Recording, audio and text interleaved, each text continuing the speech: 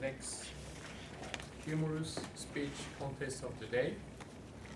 And our contestant is Bernard Smith. Bernard Smith, what is that smell? What is that smell? Bernard Smith.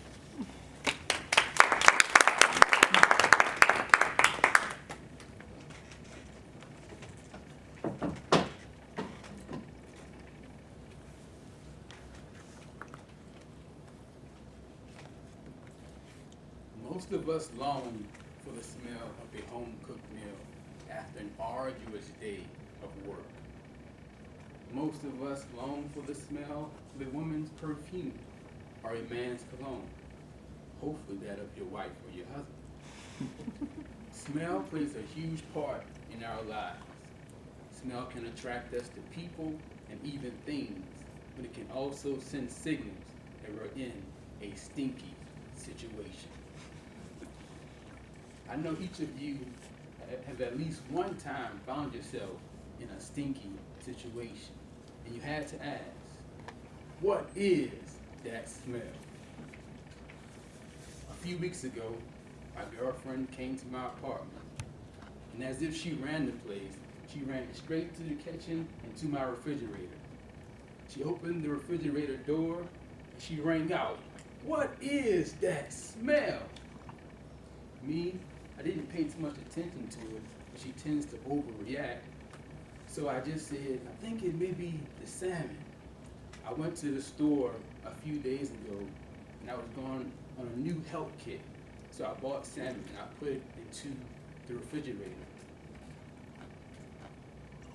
That entire weekend, she stayed away from the refrigerator as if it contained the Zika virus. That entire week, I went in and out of the refrigerator, and I didn't smell anything.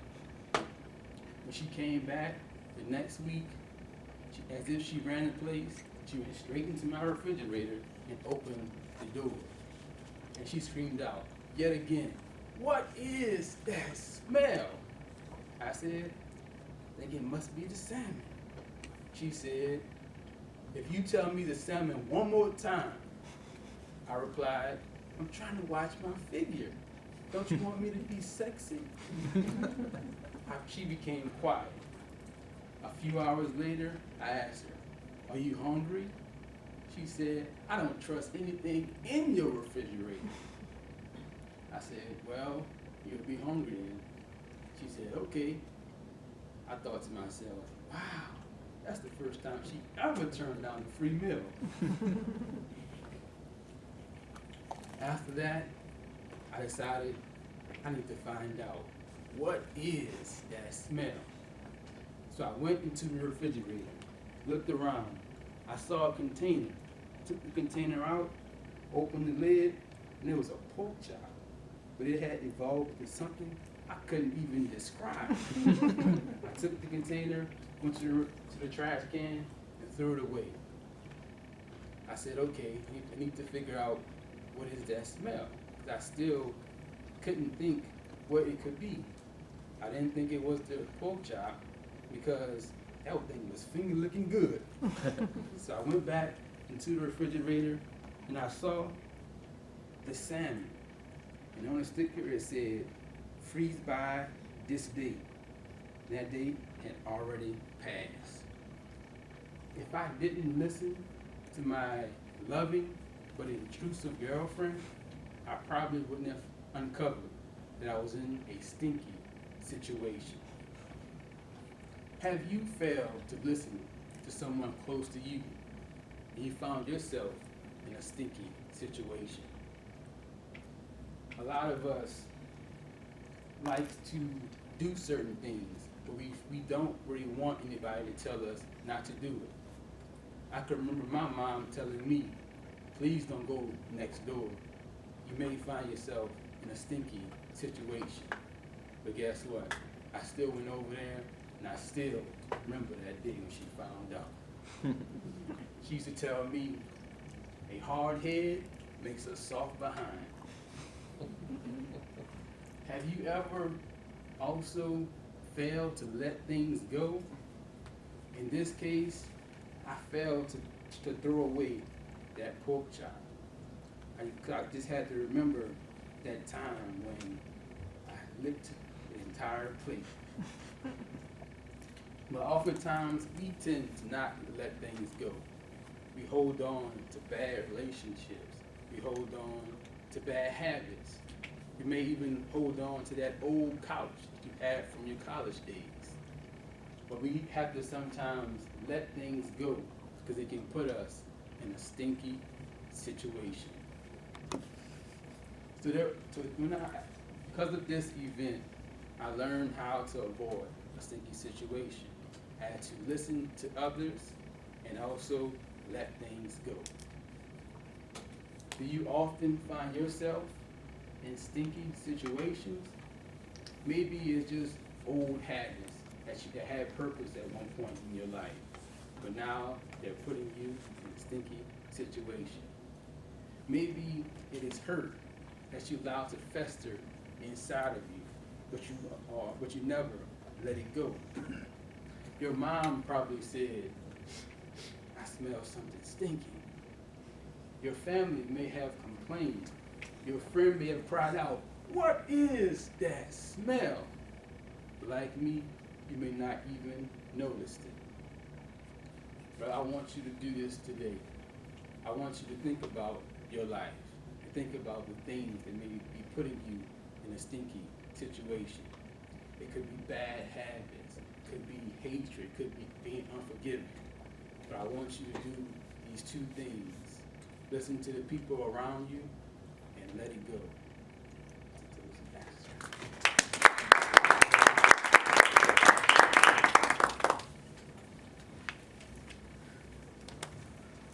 Now again, the judge can fill out the tally. And please, judge, when you finish, sign your tally and raise your hand so the body counter can pick up your vote.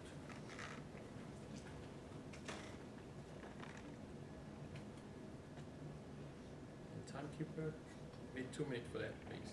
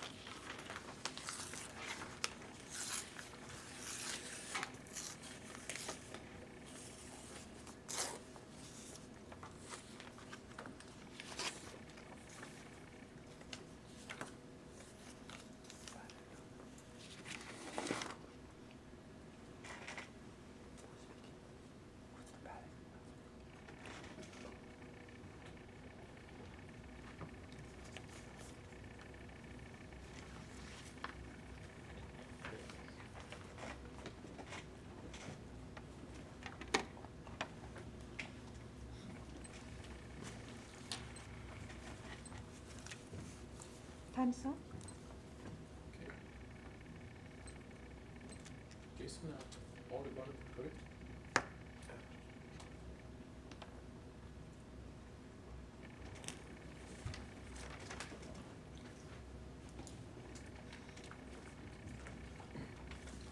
Okay. Our next contest will be the table topic contest, and I will now go over the rule of the contest. The table topic shall be, as you know already, 1 to 2 minutes. topic is selected by the chair and will be revealed to the contestant when the contest begins. The contestant will be disqualified if the speech is less than 1 minute and over than 2 minutes and a half. When the contest begins, all contestants except the first shall leave the room and remain under the supervision of the surgeon at arm until they are called in. At the conclusion of each speech, the next speaker shall be brought in by the surgeon at arm. There will be a 1 minute of silence after each speech to allow the time to the judge for voting.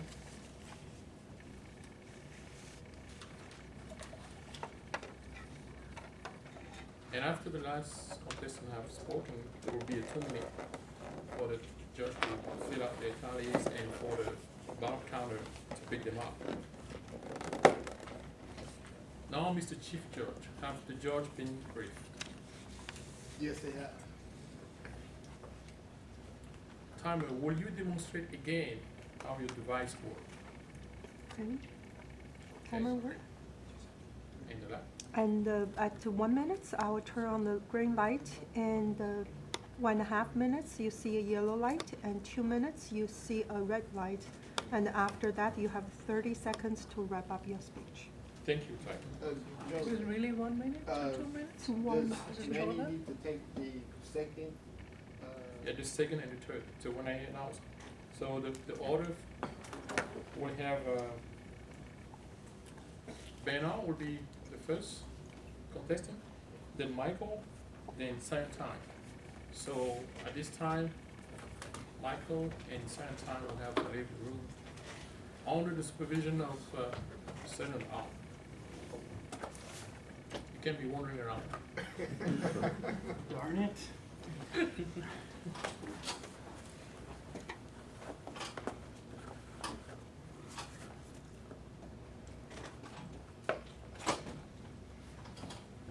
Okay, we will now begin with the table topic contest. Our contestant number 1 is here. So, Bernard Smith. Bernard Smith, freedom of speech. Freedom of speech, Bernard Smith.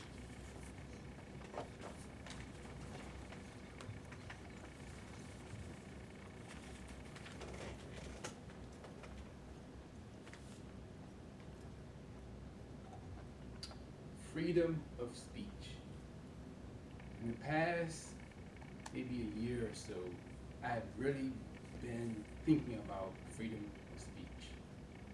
You have a political candidate such as Donald Trump, who has over maybe hundreds of times have said things that for a lot of people can consider it offensive. Then you have, most recently, Colin Kaepernick. He decided to sit out during the anthem, which has caused a lot of commentary about his decision.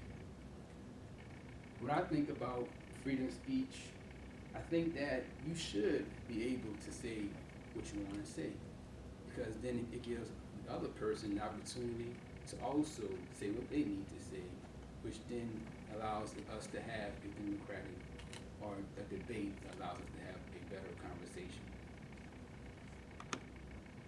A lot of people tend to follow, or they tend to combine with other people who think on the same path that they do. But when you have an opportunity to freely speak your mind, then other people who have opposite thoughts can then also speak their mind as well, which gives us a better society. Thank you. Okay, Judge, you have a minute to